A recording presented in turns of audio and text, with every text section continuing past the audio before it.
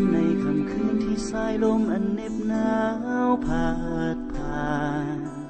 เลี้ยวมองตัวเองในค่ำคืนที่เดียวได้มีเพียงแสงไฟที่อยู่เป็นเงาในยามราตรีในค่ำคืนนี้ยังมีดาวส่องแสงงดงามคอยอยู่เคียงฉันแต่ความเดียวดายอยู่ท่ามกลางผู้คนความเงียบเหงาบ่เคยจะจางหายไปวันและเวลาก็ผ่านมาหลายปีแต่ค่อยยังบ่มีภัยเลยอยากจะฝากใจ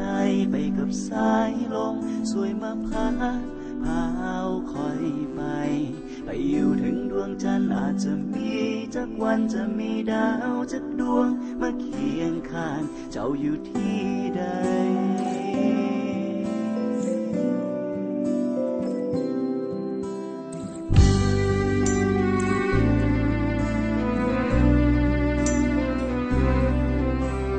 อยู่กับตัวเองนั่งฟังเพลงเดิมๆซ้ำๆอยู่เพลงเก่าปิดประตูห้องนอนอยู่กับหมอนอันเดิมที่ได้ยินก็มีแต่เสียงเพลงแสงไฟที่ติดอยู่ถึงเพดานก็บ่เหมือนแสงดาวที่อยู่เคียงฉันวันและเวลาก็ผ่านมาหลายปีแต่ค่อยยังบ่มีใครเลยอยากจะฝากใจไปกับสายลมสวยมาพาเอาคอยไปอยู่ถึงดวงจันทร์อาจจะมีจักวันจะมีดาวจักดวงมาเคียงข้างเจ้าอยู่ที่ใด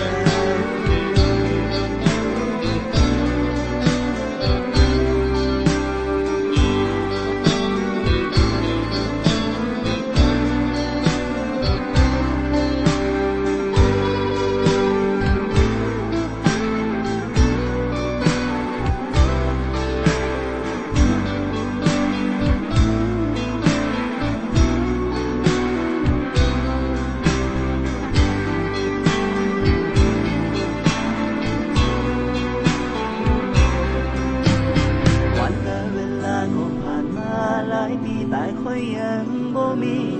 ใครเลยอยากจะฝากใจไปกับสายลมสวยมาพาเอาคอยไป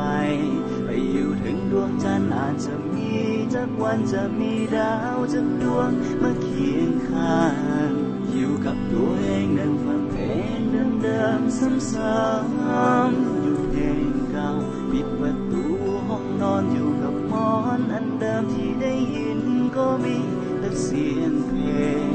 แสงไฟ